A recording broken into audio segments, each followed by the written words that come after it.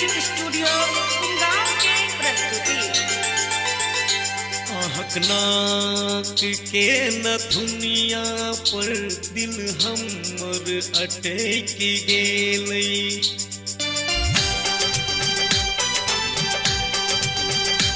आहक नाक के नथुनिया पर दिल हमर अटक गेलै। आहक नाक के नथुनिया पर दिल हमर अटक गेलै। देखलहुँ अहाँके जखने मन हमर भटक गेलै। देखलहुँ अहाँके जखने मन हमर भटक गेलै।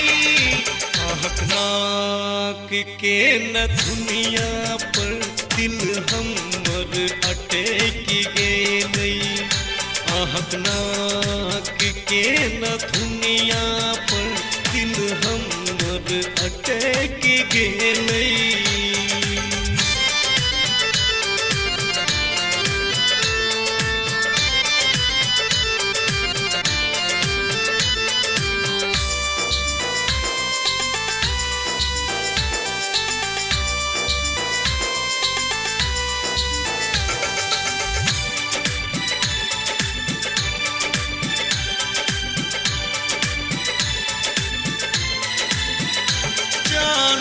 सो आहाँ सुनर भोरका कली लगै छी।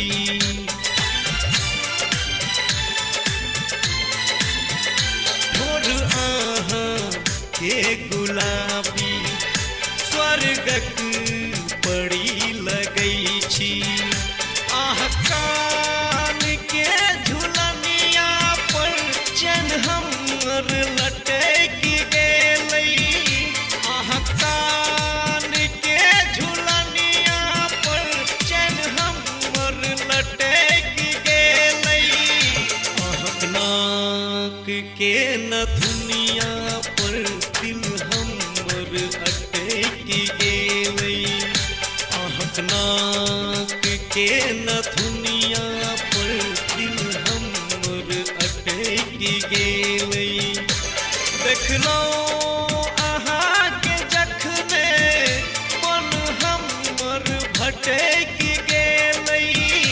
देखलहुँ अहाँके जखने मन हमर भटक गेलै।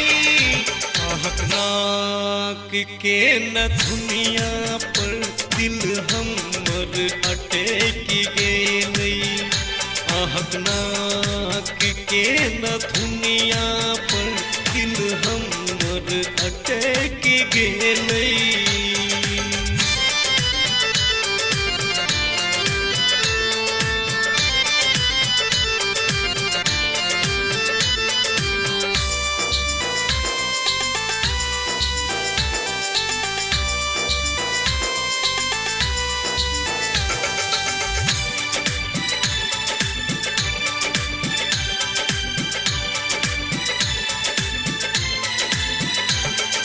सपना भ गेलै हमर सोचने नहीं कहियो रही।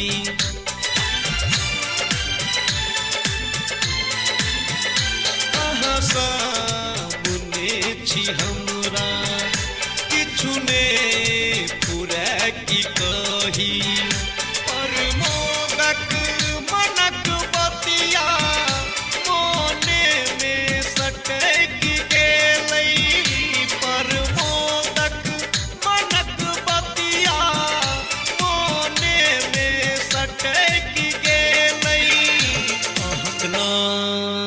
के नथुनिया पर दिल हमर अटक गेलै।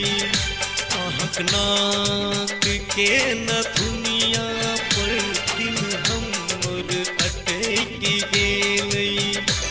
देखलहुँ अहाँके जखने मन हमर भटक गेलै। देखलहुँ अहाँके जखने मन हमर भटक के न दुनिया पर दिल हमर अटक गेलै। नाक के न दुनिया पर दिल हमर अटक गेलै।